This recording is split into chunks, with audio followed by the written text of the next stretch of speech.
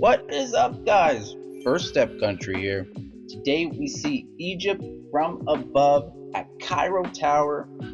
The tourist price for a ticket is 350 Egyptian pounds. The ticket has a number on it. This number represents when you can access the tower elevator.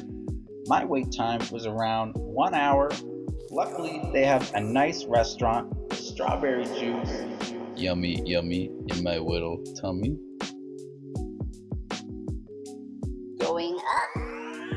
The views at the top are worth the wait.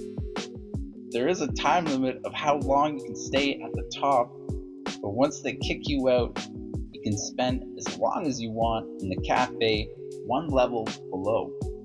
The cafe has the best view in the city. Definitely a good romantic date idea spot. Food for thought, gentlemen. And that's my experience at Cairo Tower. Bye.